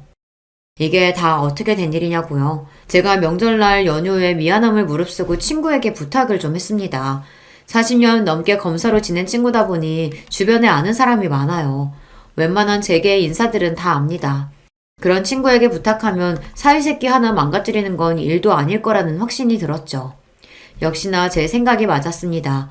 그 늦은 새벽에 연락했는데도 친구 녀석은 저를 위해 여기저기 연락을 해줬어요. 덕분에 사위새끼 직장부터 해서 주변의 사람들까지 탈탈 털었습니다. 그런데 천만다행으로 오래 걸릴 필요도 없이 사위 직장에서 이미 걸리는 게 있더군요. 이 자식이 아무리 고향이라도 그 먼 강원도 지점까지 지원해서 들어갔다길래 그냥 부모님이 계신 고향으로 간 건 줄 알았더니만 다 이유가 있었더군요. 알고 보니 자기 부모와 주변 친척들에게 불법 대출을 해주고 있었어요. 애초에 있지도 않은 담보를 가지고 대출을 해준 거죠. 검사 친구가 파자마자 불법 증거들이 대거로 나오자 친구 녀석은 신이 나서 제게 전화가 왔더군요. 그 새끼 아주 악질 중에 악질이야. 일부러 자기 식구들 배부리려고 작정하고 은행에 취직한 것 같아. 내가 해 뜨자마자 바로 그 새끼 잡으러 갈게. 기다려, 친구야. 그때만 생각하면 저는 아직도 온몸에 소름이 돋아요. 안 그래도 딸에게 듣기로 사위새끼네 집안이 자기들끼리 똘똘 뭉쳐서 지낸다는 소리를 듣기는 했어요. 그래서 딸이 소외감을 많이 느낀다고 했었거든요. 그게 다 이유가 있었습니다. 자기들끼리 작정하고 남의 돈을 가로채고 있었던 거예요. 세상에 저런 부모가 어디 있답니까? 자기들 배불리겠다고 아들에게 저런 더러운 짓을 시키다니요. 검사 친구 덕분에 아직도 술에 취해 고주망태로 누워있던 사위놈은 그대로 끌려갔습니다. 아내와 딸이 자는 사이인 일어난 일이라 저는 딸이 일어나자마자 새벽녘에 있었던 일을 이야기해줬어요. 제 말에 딸은 안도의 눈물을 흘렸습니다. 아빠, 정말이야? 그 인간 잡혀갔어? 그래, 내가 뭘 했어? 아빠가 다 알아서 할 거라고 했지? 너랑 이혼은 당연한 거고 그 자식 은행에서 쫓겨나게 해서 감옥에 보낼 거야. 딸, 이제 걱정하지 마. 아빠가 다 알아서 해. 제 말을 듣던 딸은 제 품에 안겨 펑펑 울었습니다. 진작 집에 올 걸 그랬다며 한참을 서럽게 울었어요. 현재 그 일로 미친 사위 새끼뿐만 아니라 그 새끼의 부모, 친척까지 모두 다 철저하게 조사를 받고 있습니다. 검사 친구에게 듣기로 사안이 사안인 만큼 구속이 불가피하다는 것 같다고 하더군요. 그리고 바로 얼마 전 딸아이와의 이혼은 빠르게 정리됐습니다. 모든 귀책 사유가 사위 새끼에게 있다 보니 쉽게 종결됐어요. 아이가 없는 게 천만다행이었다 싶었죠. 물론 그 일 이후 딸아이는 아직도 마음에 트라우마가 있어요. 당연한 일이죠. 몇 년을 사랑해서 믿고 강원도까지 따라갔는데 그런 말도 안 되는 일을 당했으니까요. 딸은 열심히 치료받으면서 서울에 다시 일자리를 구하고 있어요. 저는 제 병원에서 일하라고 했지만 딸은 혼자 힘으로 홀로서기를 하고 싶다고 소아과에 면접을 다니고 있습니다. 저와 아내는 딸이 원하는 대로 지켜봐주고 기다려주기로 했습니다. 지난 몇 년간 딸에게 벌어진 일들이 저와 아내에게도 견디기 힘든 아픔이었지만 딸에게는 훨씬 더 큰 상처였을 테니까요. 지금까지 그랬던 것처럼 저와 아내는 묵묵히 딸의 곁을 지켜줄 생각입니다. 여러분께서도 저희 딸에게 힘내서 잘 이겨내라고 응원의 댓글 남겨주세요. 그럼 많은 힘이 될 것 같습니다. 끝까지 저의 이야기 들어주셔서 감사합니다. 여러분의 가정에는 언제나 화목한 일만 가득하시길 바라겠습니다. 안녕하세요. 이제가 40이 된 새댁입니다. 여러 사연을 듣다 보니 제 얘기도 한번 들려드리고 싶어서 이렇게 사연을 보내봅니다. 정확히는 저희 시아버지 이야기예요. 세상 둘도 없는 천사 같은 저희 시아버지 말이에요. 적지 않은 나이에 결혼을 하게 되면서 맺게 된 소중한 인연과 또 그 소중한 인연을 지켜드리고자 애썼던 에피소드를 들려드리려고 해요. 저는 대학을 졸업하자마자 인터넷 쇼핑몰을 창업해서 지금까지 그 일을 꾸준히 해오고 있습니다. 처음 창업을 했을 때는 아무것도 몰라서 고생을 좀 했지만 쉬지 않고 주 7일을 몇 년간 열심히 일했더니 어느 순간 사업이 궤도에 오르게 되었습니다. 그렇게 돈은 어느 정도 만졌지만 청춘을 다 바쳐서 일에만 몰두했던 터라 연애다운 연애는 제대로 해보지 못했어요. 그래서 40이 가까워진 나이에도 시집을 못 가고 사무실에만 틀어박혀 있었죠. 그렇게 영원히 솔로로 늙어갈 것만 같던 제 삶에도 핑크빛 봄바람이 불어오더군요. 남편과는 같은 회사에서 만났습니다. 제 회사였으니까 정확히는 제 직원이었겠죠? 사업이 점점 궤도에 오르면서 보다 경쟁력 있는 제품으로 승부해야겠다는 생각에 납품을 받던 방식에서 직접 디자인한 제품들을 생산하기로 마음을 먹었습니다. 그렇게 해서 능력 있는 패션 디자이너들을 사방팔방으로 물색했는데 그때 당시 남편이 자신의 개인 SNS 계정에 올린 포트폴리오가 마음에 들어 컨택을 해보았고 본인이 해보고 싶던 일의 방향과 저희 회사의 비전이 맞는다며 흔쾌히 영입을 할 수 있게 되었습니다. 그때까지만 해도 순수하게 직원으로만 채용했고 철저하게 직원으로만 대했습니다. 그도 그럴 것이 저보다 6살이나 어린 데다가 대표가 남자 직원에게 추근덕대는 것처럼 보이는 게 싫었기 때문입니다. 그런데 아이러니하게도 제가 이렇게 스스로를 통제하고 있었다는 것은 반대로 그 사람에게 마음이 가고 있었다는 것을 반증하는 것이었죠. 처음에는 순수하게 그 사람의 작품 세계만 보고 고용인으로서 매료되었다면 함께 일하게 되면서 알면 알수록 점점 남자로 보이기 시작했거든요. 하지만 먼저 다가설 수는 없었습니다.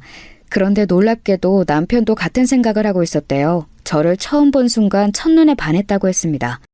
그렇게 서로에게 끌리고 있었지만 업무 관계라는 장벽에 가로막혀 몇 달을 그렇게 서로 소가리를 했습니다. 하지만 남편이 남자답게 용기 있게 제게 고백을 했고 저희는 그렇게 연애를 시작했습니다. 나중에 지나서야 남편이 말해준 건데 그때 고백할 때는 거의 잘릴 각오를 하고 고백했다고 하더군요. 저는 왜 더 빨리 말하지 않았냐며 타박 아니 타박을 했습니다. 그렇게 저희는 2년여를 달콤하게 연애하다가 본격적으로 결혼 얘기가 오가게 되었습니다. 남편은 어머니가 일찍 돌아가시고 아버지 밑에서 자랐다고 합니다. 시아버지 되실 분은 조그만 시골 학교의 미술교사로 오랫동안 일해오고 계시다고 했습니다. 아버님을 처음 뵀던 날 무척이나 긴장을 했었는데 그런 저를 너무나 따뜻하게 맞아주시던 모습이 아직도 생생합니다. 시아버지는 격동의 1960년대에 태어나 찢어지게 가난한 어린 시절을 보내셨습니다. 어렸을 적부터 화가가 꿈이었는데 부타나 물감 한 통 살 돈이 없어서 늘 동네 부잣집 자녀들만 다니는 고급 미술학원에서 버리는 찌꺼기 재료들을 가져다가 그림을 그렸다고 했습니다. 그렇게 고등학교 졸업할 때까지 열심히 그림을 그렸지만 부모님이 비싼 미대 학비를 대줄 형편이 되지 않아 국립대 미술교육과를 지원하게 되었고 그것이 시아버지가 평생 미술교사로 재직하게 된 계기가 되었습니다. 남편은 시아버지로부터 그림의 재능을 물려받아 어릴 때부터 신동소리를 들으며 자랐고 시아버지는 아마 자신의 화가로서 못다 이룬 꿈을 남편이 대신 이루어주기를 내심 바랬던 것 같습니다. 다행히 남편도 그림을 좋아하고 예술가 기질이 있었기 때문에 순수 미술은 아니지만 패션 디자이너라는 영역에 발을 담그게 되어 아버지의 뜻을 이어가게 되었던 것입니다.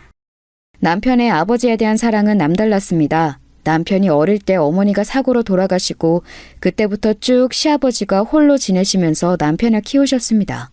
시아버지는 돌아가신 아내에 대한 그리움과 더불어 남편이 혹시라도 상처받을까봐 그때부터 쭉 재혼하지 않으시고 혼자 사셨다고 합니다.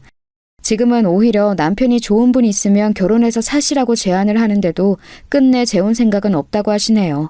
자신의 인생에서 여자는 먼저 간 아내 한 명뿐이라면서요. 정말 로맨틱하지 않나요?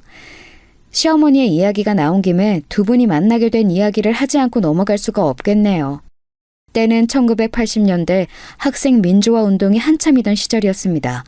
이제 겨우 신입생 티를 벗은 시아버지는 자신도 이 땅의 정의를 위해 한번 바쳐야겠다는 생각에 시위대에 참가했습니다. 최루탄과 물폭탄 세례를 받으면서도 목청이 터져라 정의를 외치며 그렇게 한몸 불살랐습니다. 하루는 시아버지가 군인들에게 쫓겨 골목골목을 도망다니다가 피할 곳이 여의치 않자 담을 넘어 아무 민가에나 들어가 몸을 숨겼다고 합니다. 내 깜짝이야! 집안에서 빨래를 하고 있던 한 아가씨가 그런 시아버지를 보고서는 깜짝 놀라 소리쳤는데 시아버지는 검지손가락을 입에 가져다 대며 간절한 눈빛으로 아무런 말도 하지 말아달라는 신호를 보냈습니다. 그러던 찰나 그 집의 대문을 쾅쾅 두드리면서 군인들이 들이닥쳤습니다. 실례하겠습니다. 여기 시위대 한 명이 한 명 들어간 것 같던데 혹시 누가 들어오지 않았나요? 시아버지는 재빨리 군인들이 자신을 볼 수 없도록 몸을 한쪽 구석에 숨겼습니다. 마당 어귀에서 군인과 그 아가씨의 대화 소리가 들렸습니다. 아니요. 그런 사람은 못 봤는데요. 혹시라도 수상한 사람의 거동이 파악되면 꼭 연락 주십시오. 굉장히 불순한 분자들이라 시민들에게도 위협이 될 수 있습니다. 네, 알겠습니다. 군인들은 그렇게 물러갔습니다. 이제 나오셔도 돼요.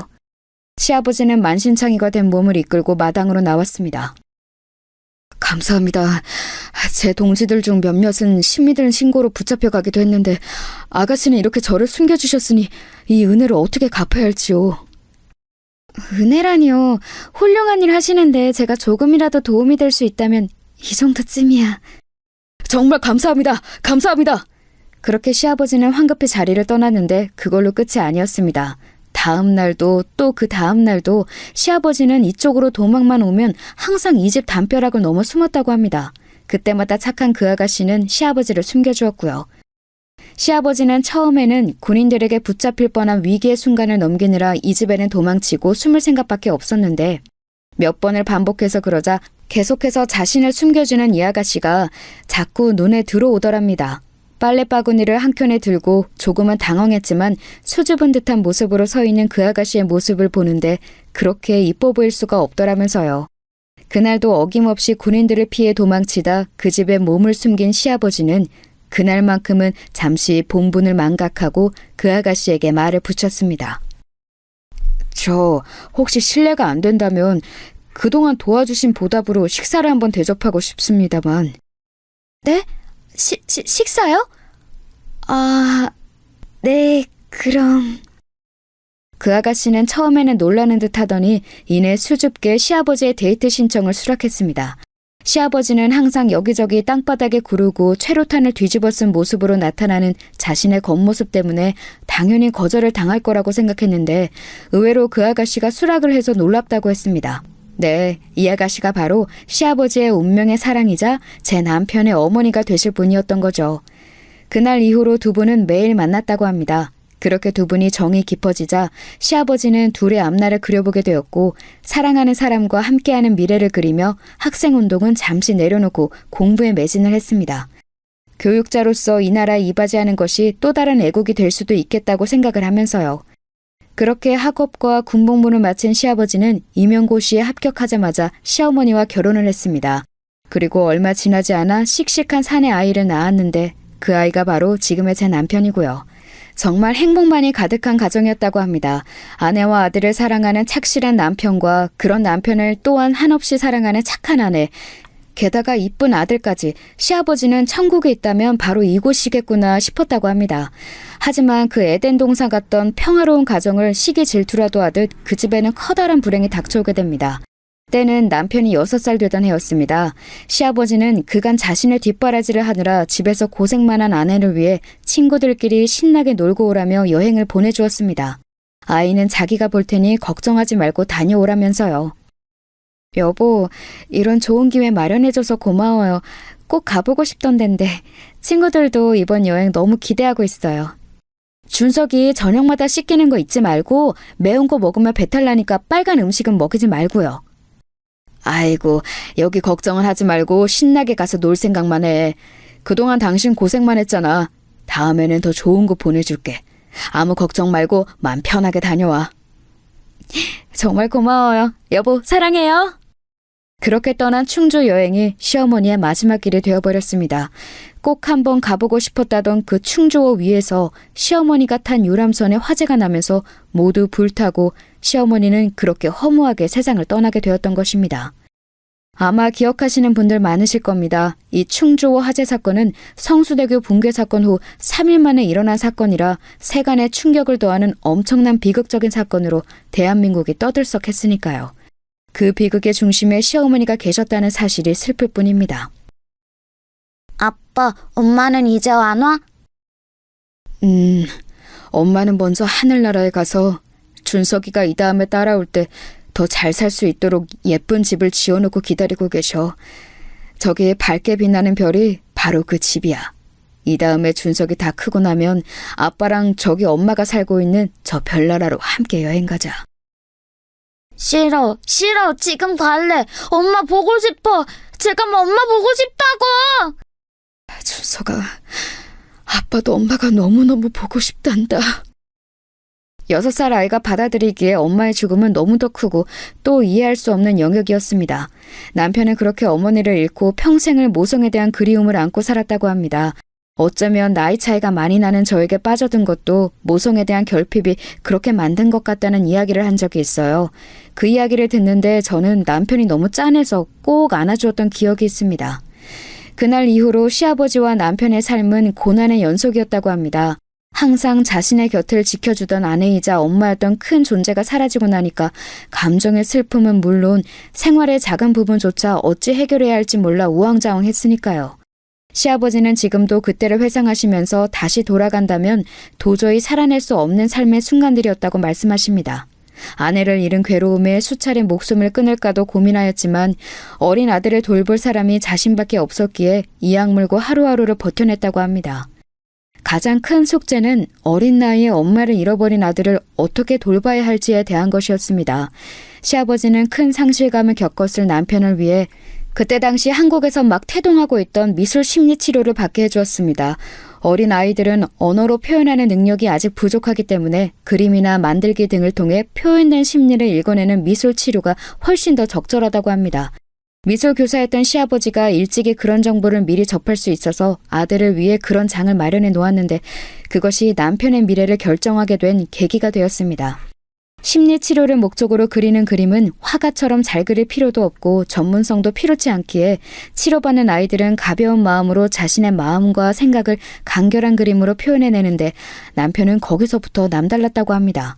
엄마를 잃은 상실감에 대해서 표현한 그림이라던가 아빠에 대한 마음, 학교 생활과 선생님에 대한 생각과 마음을 표현한 그림을 시아버지가 아직도 보관을 하고 계셔서 한 번 본 적이 있는데 이것은 67살 어린아이가 그렸다고 하기엔 너무나 천재적인 그림이었습니다. 그만큼 명확하게 남편의 생각과 내면 상태가 묘사되었기에 치료도 아주 효과적이었다고 합니다. 남편은 아직도 미술 치료를 받던 그 시절이 없었다면 지금의 자신은 없었을 것이라고 얘기하곤 합니다. 이런 남편의 미술 재능을 일찌감치 알아챈 시아버지는 틈만 나면 아들과 함께 그림을 그렸고 부자가 함께한 그 시간들이 아내와 엄마를 잃어버린 그들 각각의 상황을 극복할 수 있는 좋은 치유의 시간이 되었다고 합니다. 이런 돈독했던 부자관계도 남편의 진로를 놓고 약간은 삐그덕했던 적도 있다고 해요. 서두에서 말씀드린 것처럼 현재 남편은 패션 디자이너입니다. 순수 미술에서 특출난 재능을 보였던 남편이 갑자기 패션 쪽에 눈을 돌린 것은 한창 질풍노도의 시기인 사춘기 때였다고 합니다. 남편은 어느 순간 옷차림과 헤어스타일에 신경을 쓰기 시작했고 그리는 그림도 어느 순간 죄다 옷밖에 없었습니다. 틈만 나면 동대문을 기웃거렸고 어느 때부터는 원단을 사와서 이리 찢고 저리 박음질하고 하면서 스스로 옷을 만들어보기도 했다고 합니다. 남편이 순수 미술을 전공하기를 바랬던 시아버지는 아들이 잠깐 사춘기 시절에만 저러고 말겠지 했는데 해가 갈수록 점점 더 패션 쪽으로 관심이 기우는 것 같아 내심 불안했다고 합니다. 그러다가 대학 입시를 준비할 때가 되었을 때 남편은 시아버지께 선언을 하게 됩니다. 아빠, 나 결심했어. 나 패션 디자이너가 될 거야. 응? 아니, 너 그림은 안 그릴 거야? 너 이 귀한 재능을 그냥 갖다 버리려고? 아빠, 나는 이게 재능 갖다 버리는 거라고 생각 안 해. 어차피 도화지에 선으로 그림을 표현하는 거나 원단을 가지고 예쁜 옷을 만들어내는 거나 똑같은 예술이잖아. 그렇게 볼 수도 있긴 하지만 이왕이면 아빠가 못 이룬 화가의 꿈을 대신 이루어주면 안 되겠니? 정 안 되면 둘 다 병행이라도 하면서. 에이, 아빠, 날고 기는 애들이 지금 이거 하나만 집중해서 지금도 수많은 경쟁 작품들을 만들어내고 있는데 나도 걔네들한테 뒤지지 않으려면 한 가지에만 집중해야지. 준서가 그러지 말고. 평생 아들이 하는 일에 한 번도 반대하지 않으셨던 시아버지는 이번만큼은 완고하게 남편을 계속 설득했다고 합니다. 하지만 남편 역시 뜻을 확고하게 세운 뒤여서 그렇게 시아버지와 남편 사이에는 묘한 신경전이 있었다고 합니다. 이때가 시아버지와 남편이 살면서 겪은 유일한 갈등이었다고 하네요. 그런데 그런 갈등을 해결하게 되는 계기가 또 있었다고 해요. 남편이 고등학교 3학년이 되던 해에 시아버지의 생일날이 다가왔습니다. 그때까지도 진로 문제로 시아버지와 신경전을 벌이고 있던 남편은 아버지를 위해 선물을 하나 준비했습니다. 그것은 바로 개량 한복으로 만든 정장이었습니다. 개량 한복 자체도 굉장한 패션 센스가 있어야 만들 수 있는 건데 그걸 서양식 정장과 접목해서 만든다는 것은 웬만한 재능이 있지 않고서는 불가능한 일이었습니다. 아니, 이게 웬 거냐? 네가 직접 만든 거야? 아빠. 아빠도 학교에서 가끔 양복 입을 일 있잖아. 그때 한 번씩 이거 입어. 남편이 만든 개량 한복 정장이 너무나 고퀄리티여서 시아버지는 많이 놀라셨다고 합니다. 그리고 그걸 학교에 한번 입고 간 날 동료 선생님들과 학생들의 폭발적인 반응에 시아버지는 생각을 달리하셨다고 합니다. 준서가 내가 졌다. 네 말대로 그림을 그리는 것이나 옷을 만드는 것이나 똑같은 예술 분야이고 이쪽 분야에도 이렇게 재능이 넘치는데 그 부분을 내가 가로막아선 안 되겠다는 생각이 드는구나. 하고 싶은 패션 디자인 공부 마음껏 해보거라. 진짜야, 아빠? 고마워. 나 진짜 아빠 실망시키지 않을게. 그렇게 멋진 패션 디자이너로 장성한 아들의 결혼 소식을 들었을 때 시아버지는 벅찬 마음을 감출 수 없었다고 합니다. 엄마 없이 호라비의 몸으로 키웠는데도 너무나 늠름하게 잘 자라준 아들과 그 아들의 아내가 되기로 결심한 제게 고마운 마음이 합쳐져서 더욱 그랬다고 합니다. 결혼식 날 하염없이 우시던 시아버지의 모습은 아직도 잊혀지지가 않습니다. 고맙다, 아가. 고마워. 시아버지는 제 손을 꼭 붙잡고 연신 고맙다는 말을 하셨습니다. 저도 감사해요, 아버님. 저희 정말 행복하게 잘 살게요. 저도 시아버지의 진심이 전해져서 함께 눈물을 흘렸습니다. 제 친구들은 제가 영원히 시집을 안 가고 싱글로 늙어 죽을 줄 알았는데 6살 연하의 훤칠한 훈남을 남편으로 맞이하니까 놀라움과 부러움을 감추지 못했습니다. 그렇게 많은 이들의 축복 속에 치러진 결혼식은 무사히 막을 내렸습니다. 저희의 결혼과 동시에 시아버지의 인생에도 큰 변화가 다가왔습니다. 바로 오랫동안 재직하셨던 교사를 은퇴할 정년이 다가온 것인데요. 시아버지 개인에게 있어서는 자녀의 결혼과 직업의 은퇴라는 큰 변화를 한 시기에 다 맞이하게 되어서 시아버지 당신께서 나중에 회상하시길 말년의 질풍노도의 시기를 다시 한번 겪는 것 같았다고 하셨습니다. 아버님, 은퇴하시고 제일 하시고 싶은 일이 있나요? 나는 있지. 은퇴하면 꼭 세계의 유명한 미술관들을 다 돌아다니면서 살고 싶어. 늙어서 주책일지 모르겠지만 유럽에 가서는 나도 젊은이들 따라서 벽화도 한번 그려보고 싶고 준석이 키우느라 언제고 가야지 계획만 세우고 있다가 세월이 이렇게 흘려버렸구나. 이제야말로 진짜 미루지 말고 한 몇 년간 나갔다 오고 싶어. 너무 좋은 생각이에요, 아버님. 저희가 보내드릴 테니까 편하게 다녀오세요. 아니다. 나는 내 돈으로 다녀올 거야. 그동안 조금 모아놓았던 돈들이랑 이번에 새로 구한 일로 얼마간 모으면 금방 마련될 거다. 네? 일이라뇨? 이제 막 은퇴하셨는데 무슨 일을 또요? 그게 말이지. 시아버지는 은퇴하며 꼭 해보고 싶은 일이 미술관 세계여행 말고 하나가 더 있다고 하셨는데 그것은 다소 뜬금없게도 건물 경비 관리자 일을 해보시고 싶다고 했습니다. 흔히 우리가 알고 있는 그 경비 아저씨 말이에요. 경비라뇨? 아니 아버님, 그 일은 계속 밤도 새야 하고 요즘은 인식이 좀 나아졌다고 하지만 아직까지도 갑질을 하는 곳이 많다고 하던데 왜 하필 그런 험한 일을요? 그건 말이지. 시아버지는 계속 말씀을 이어나갔습니다. 시아버지가 찢어지게 가난하던 초등학교 시절 그림은 너무 그리고 싶은데 물감도 붓고 심지어 연필도 없던 그 시절에 방과 후면 몰래 미술실에 숨어 들어가서 거기 있는 재료를 조금씩 가져다가 그림 연습을 했다고 합니다. 하루는 그날도 어김없이 미술실에 몰래 들어가서 재료를 가지고 오던 중이었는데 그만 순찰을 돌던 학교 경비 아저씨한테 딱 걸리고 만 것입니다.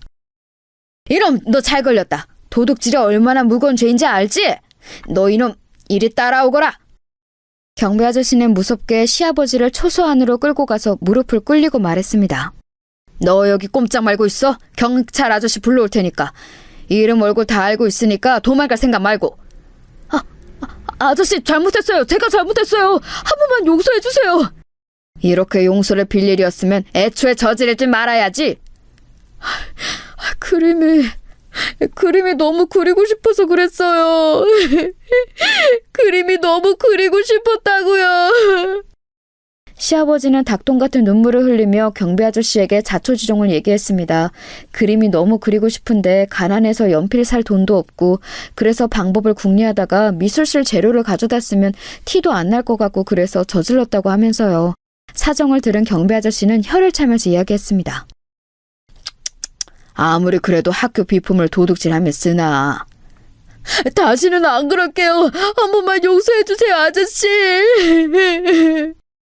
경비 아저씨는 잠시 고민을 하더니 얘기했습니다. 잘 듣거라. 지금부터 하는 이야기는 너랑 나만의 비밀이다. 알겠지? 시아버지는 눈물을 닦으며 말없이 고개를 끄덕였습니다. 안 그래도 마침 미술실에서 쓰고 남은 버릴 재료들을 소각장에 가져갈 일이 있어서 가던 중에 니놈을 만난 거다. 그 재료들을 다 모아서 물감을 일일이 쫙쫙 쥐어 짜내고 쓰다 버린 붓들은 조금만 재정비하면 그림 연습하기에는 부족함이 없을 게다. 내가 그런 것들은 따로 빼놓을 테니 너는 이제부터 비품 도둑질 하지 말고 나한테 와서 받아가도록 해. 5학년 3반 김성찬. 니놈 그림 잘 그리는 건 전교에 다 소문이 나서 이 아저씨도 다 알고 있을 정도니까. 이 아저씨는 이렇게 그림 잘 그리는 김성찬이가 좀도둑이 되는 걸 보고 싶진 않다.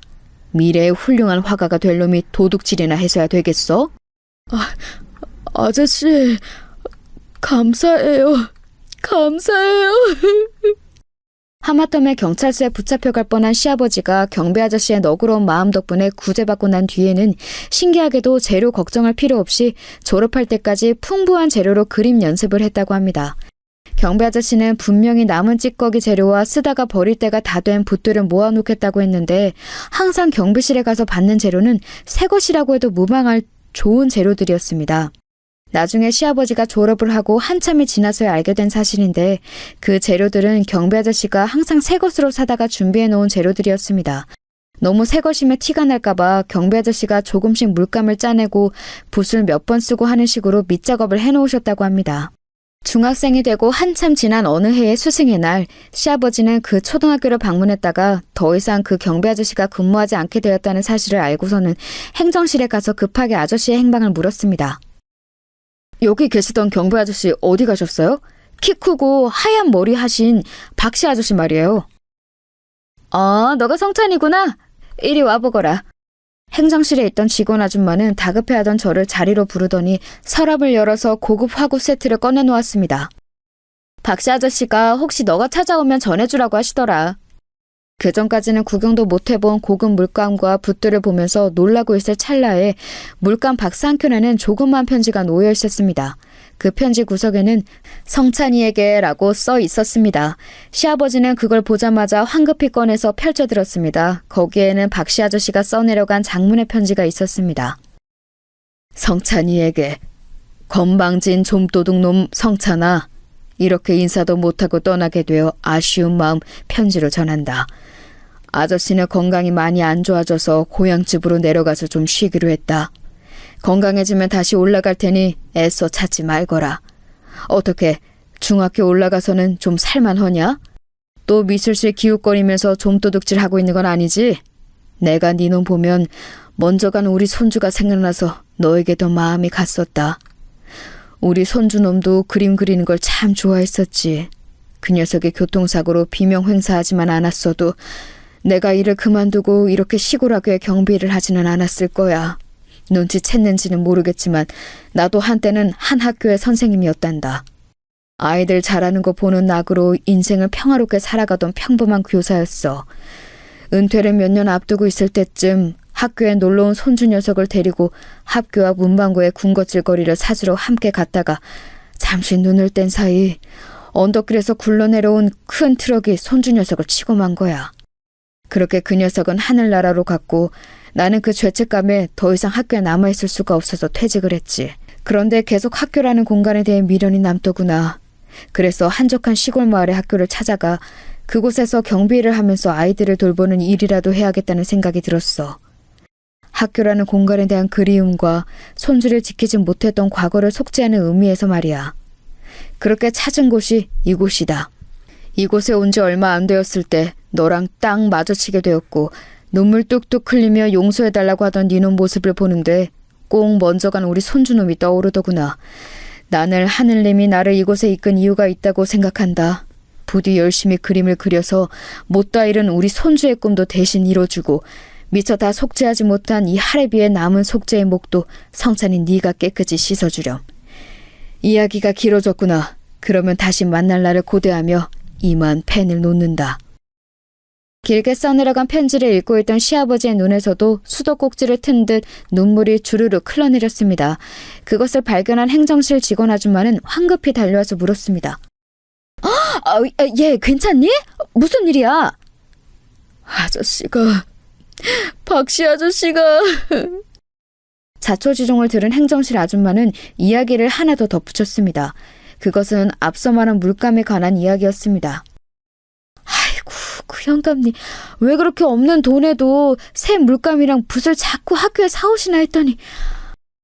그 이야기를 들은 시아버지는 흠칫 놀라며 물었습니다. 새 물감이라뇨? 혹시 물감이요? 무슨 물감은 너 준다고 산 물감이지.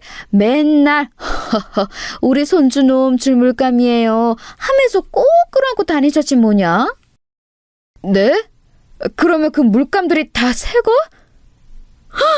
아저씨! 미술실에서 버릴 것들은 모아서 제공해주겠다는 물감이며 붓들이 사실은 경비 아저씨가 사준 새 것이라는 걸 알게 되자 시아버지는 그 자리에서 오해를 하며 울었다고 합니다. 그 이후로 경비 아저씨의 행방을 오랜 세월 수소문했지만 찾을 수 없었다고 합니다. 오죽하면 빨리 유명한 사람이 되어서 TV는 사랑을 싣고에 나와서 아저씨를 찾고 싶을 정도였다고 합니다. 정말 나중에 성인이 되고서도 한참 지나서야 아저씨의 친척들과 연락이 닿아서 소식을 듣게 되었는데 그때 당시 이미 학교를 떠나실 때쯤에 불치의 병으로 요양을 하러 떠나신 거였고 얼마 지나지 않아 세상을 떠나셨다고 합니다. 시아버지는 그 소식을 듣고 역시 한참을 슬픔에 잠겨 지내셨다고 해요. 시아버지는 영화 파인딩 포레스터 이야기를 자주 하셨습니다. 파인딩 포레스터는 주인공 남자아이가 포레스터 아저씨의 도움을 받아 점점 성장해 나가는 이야기인데요. 저도 시아버지의 추천을 받아 뒤늦게 보게 되었는데 정말 재미있는 영화이니 혹시 안 보신 분들이 있다면 꼭 한번 보시길 바랍니다. 아마도 시아버지가 이 영화 이야기를 자주 했던 것은 주인공들 도와줬던 포레스터 아저씨에게서 자신을 한없이 도와주던 경비 아저씨가 생각이 나서 그러셨던 것 같아요. 그만큼 어릴 적 강렬했던 경비 아저씨의 기억이 시아버지 기억 속에 남아있던 것입니다. 나도 그 박씨 아저씨처럼 세상에서는 주목하지 않는 자리일지 모르지만 내 도움이 필요한 사람들 곁에서 내가 받았던 사랑을 한없이 베풀면서 한번 살아보고 싶어. 혹시 모르지? 어린 날에 이 김성찬 같은 사람을 내가 또 만나게 될지? 시아버지는 긴 회상을 마치며 자신이 꼭 해보고 싶었던 경비 관리자 일에 대한 포부를 밝히셨습니다. 이왕이면 자신에게 도움을 주었던 박씨 아저씨처럼 학교의 경비관리자로 일을 구했으나 그 자리는 이미 다 차게 되어서 일반 건물의 경비를 찾고 있다고 하시더군요. 아버님 마침 잘 됐네요. 제가 아는 곳에 경비관리자 한 명이 결혼이 생겨서 구하고 있다고 하던데 한번 지원해 보시겠어요? 그래? 좋지. 내가 며느리 덕 톡톡히 보는구먼. 마침 제가 아는 건물에서 경비관리자 한 분이 막 퇴사를 하셨고 그 건물에서 기본적인 일을 배우시다 보면 나중에 학교 경비관리자로 근무하게 되셔도 수월하실 것 같다는 생각에 시아버지께 제안을 드렸습니다. 시아버지는 더 지체할 필요도 없다며 다음날 바로 면접을 보러 가셨고 워낙 공무원으로 오래 성실하게 재직하셨던 경력이 인정을 받아 바로 합격을 하시고 근무를 하시게 되었습니다. 저는 시아버지의 다사다난했던 지난날에 대한 위로와 앞으로의 새 출발에 대한 응원의 마음을 담아 고급 과일 꾸러미를 한 다발 사서 가져다 드리기로 계획했습니다.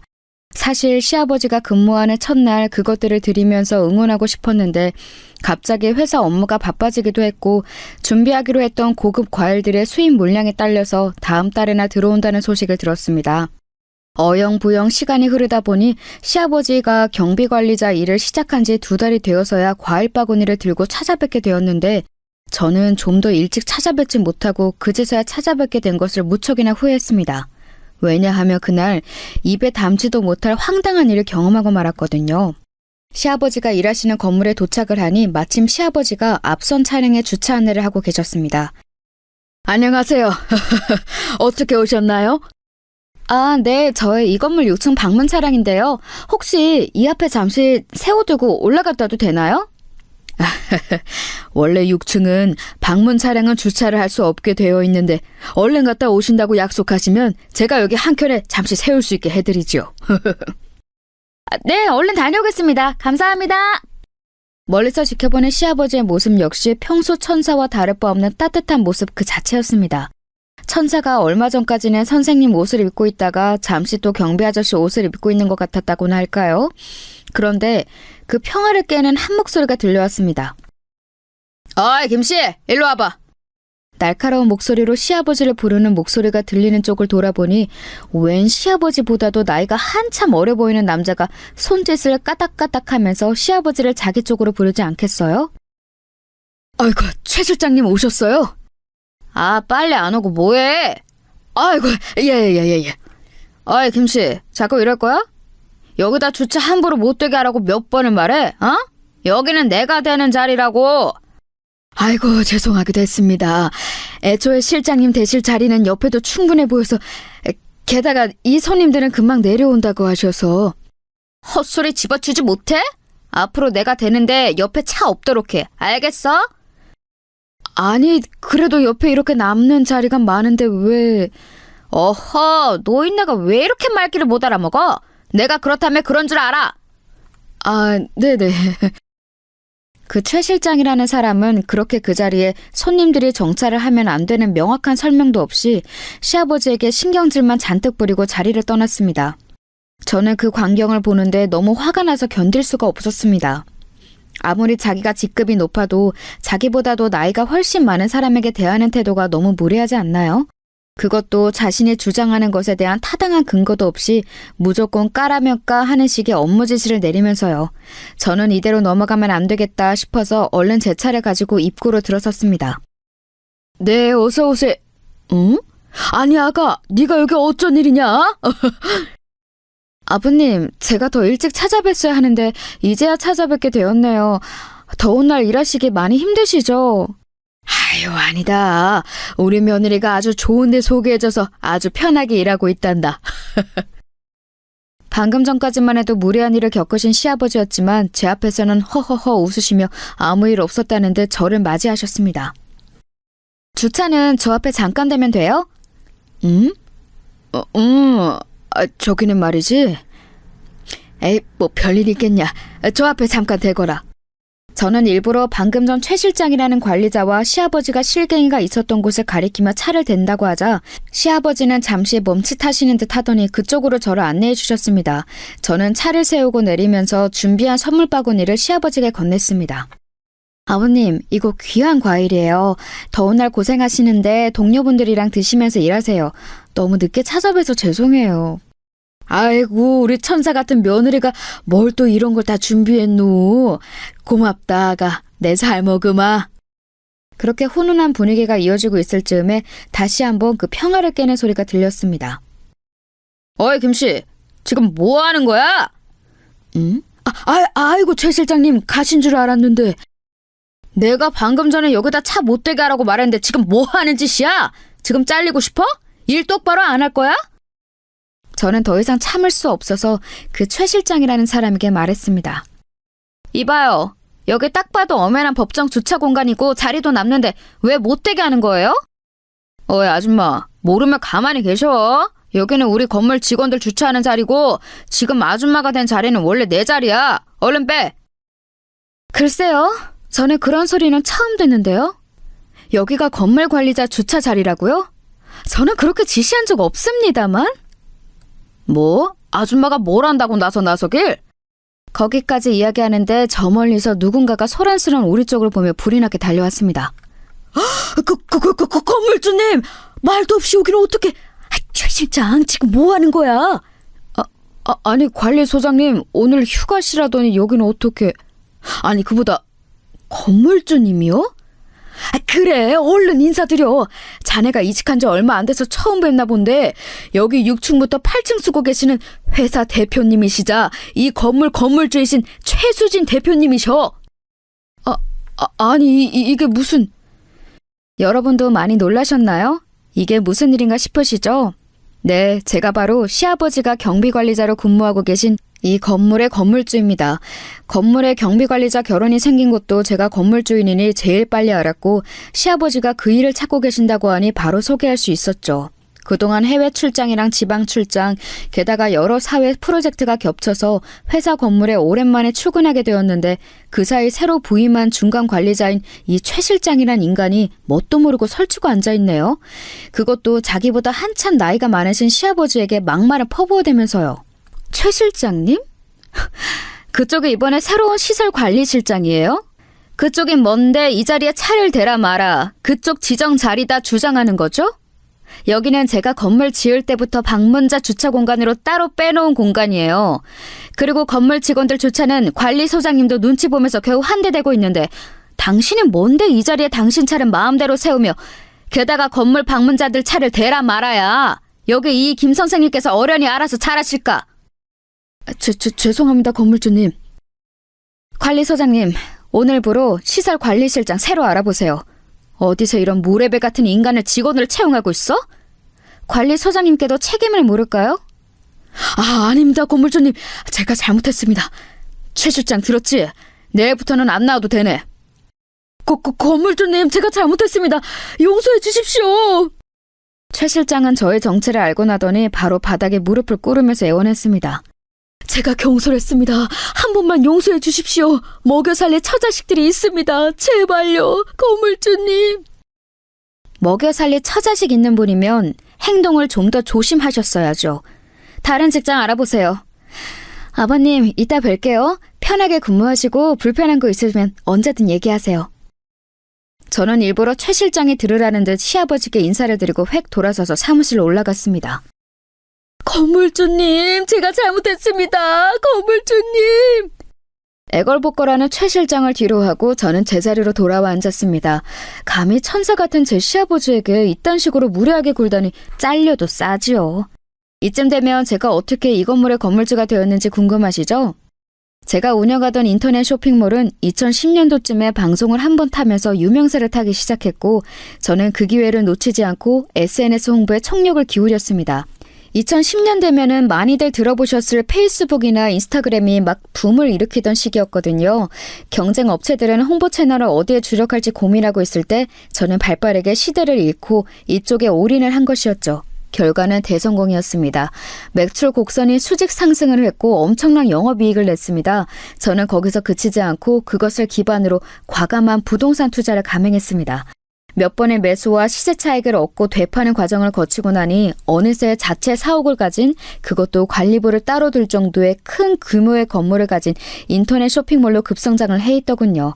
이 정도 건물주면 일개 시설관리실장이 깨갱하고 무릎을 꿇을만 하죠. 제가 웬만해선 재산 자랑도 잘 안 하고 그걸 근거로 사람을 찍어 누르지도 않지만 제 가족에게까지 무례하게 구는 사람은 혼쭐을 내줘야 직성이 풀리거든요. 그래서 이번만은 못 참고 실력 행사를 좀 했습니다. 그런데 잠시 후 제 비서로부터 전화가 왔습니다. 대표님, 잠시 1층 경비 아저씨가 뵙겠다고 찾아왔는데요. 네? 얼른 안으로 모셔요. 제가 올라온 데 얼마 안 있어 시아버지가 제 사무실로 찾아오신 것입니다. 아버님, 여긴 어쩔 일로 오셨어요? 우리 아가 이렇게 늠름하게 대표 자리에 앉아있는 걸 보니 내가 다 자랑스럽구나. 내가 올라온 것은 다름이 아니고 그 최 실장 있지 않니? 아, 네, 아버님. 제가 신경 못 써드려서 죄송해요. 미리 상황 파악하고 있었어야 하는데 다시는 이런 일 없도록 할게요. 정말 죄송해요. 아니, 그게 아니고 그 최 실장을 이번 한 번만 용서해주면 어떻겠니? 네? 그게 무슨 말씀이세요? 저뿐만 아니라 아버님한테도 그렇게 몰상식하게 굴었는데 그런 인간을 용서해주자고요? 그 최 실장 아들내미가 이번에 대학을 간다는구먼. 아들 학비 보태보겠다고 이렇게 한 푼 두 푼 벌어보고자 이번에 건물 관리직으로 자리를 구했나 본데 우리가 야멸차게 잘라버리면 그 아들은 불쌍해서 어떡하누? 아니, 아버님도 참, 그건 그네들 사정이죠. 그렇게 간절한 상황이었으면 주변 사람들한테 좀 잘하던가요.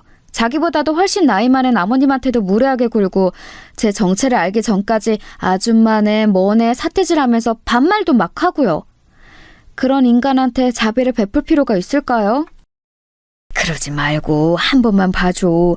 이제 너랑 내 정체도 알게 되었으니 예전처럼 막대하지 못할 게다. 힘을 가진 사람이 자비를 베풀 줄 알아야 이 사회가 좀 더 아름다워지지 않겠니? 만일 오래전에 미술신 비품 훔치던 좀도둑에 불과했던 나를 용서해줬던 경비 아저씨가 없었더라면 오늘의 나도 내 아들도 없었던 것처럼 말이다. 시아버지가 이렇게까지 말씀하시는데 저는 더 거절할 수가 없었습니다. 알겠어요, 아버님. 대신에 최 실장 그 사람 한 번이라도 더 말썽 일으키면 진짜 가차없이 자를 거예요. 아셨죠? 그래, 내가 잘 타일러 보마. 역시 우리 며느리가 아주 자비가 넘친단 말이야. 고마워. 자신에게 무례하게 군 사람의 선처를 부탁하는 것도 놀라운데 그 선처에 대해 오히려 자신을 고맙다고 말씀하시는 시아버지의 모습을 보면서 석가모니, 마호메트, 공자, 예수의 4대 성인에 시아버지 한 분을 더 보태서 5대 성인을 만들어야 맞지 않을까 하는 생각이 들었습니다. 그렇게 잘릴 뻔한 위기를 가까스로 모면한 최 실장은 요새 어떻게 지내냐고요? 말만 중간 관리자일 뿐 말단 경비인 시아버지에게 꼼짝을 못한다고 합니다. 시아버지를 볼 때마다 두 손을 공손하게 모으고 90도로 인사를 한다고 해요. 저도 지나가다가 그 인사하는 모습을 몇 번 목격했는데요. 볼 때마다 얼마나 통쾌한지 1.5리터 사이다를 원샷으로 들이키는 느낌이 듭니다. 이 사건이 있었던 게 벌써 1년이 지났네요. 그때부터 지금까지 하루도 쉬지 않고 성실하게 일하신 시아버지는 이제 미뤄왔던 세계 미술관 투어를 본격적으로 계획하고 계십니다. 이 여행이 끝난 뒤에는 그토록 하고 싶었던 초등학교 경비관리자 일에 다시 문을 두드려 보신다고 하네요. 저희가 돈을 좀 보태드린다고 몇 번을 말씀드렸는데도 끝끝내 온전히 자신의 돈으로 다녀오시겠다고 고집을 부리셔서 저희가 두 손 두 발 다 들었습니다. 대신 이번 가을쯤에는 뉴욕 미술관 투어를 돌고 계실 예정이라고 해서 그 일정만 저희가 돈을 보태기로 하고 저희 부부도 그때 휴가를 내서 합류하기로 했습니다. 아들이랑 꼭 해외 미술관 여행을 가보고 싶었는데 며느리까지 같이 해서 가면 너무 좋겠다며 아이처럼 좋아하셨습니다. 저는 천사 같은 시아버지의 앞날을 한없이 응원합니다. 자신에게 침을 뱉는 무례한 사람에게도 용서와 사랑을 베풀 줄 아는 시아버지는 은퇴 이후에도 세상의 빛을 밝게 비추며 자신의 주변 사람들을 행복하게 만들면서 살아가실 것입니다. 저희 부부도 그런 시아버지를 본받아 세상의 빛이 되는 사람들로 살아가 보려고요. 제가 준비한 사연은 여기까지입니다. 모두 좋은 하루 보내세요.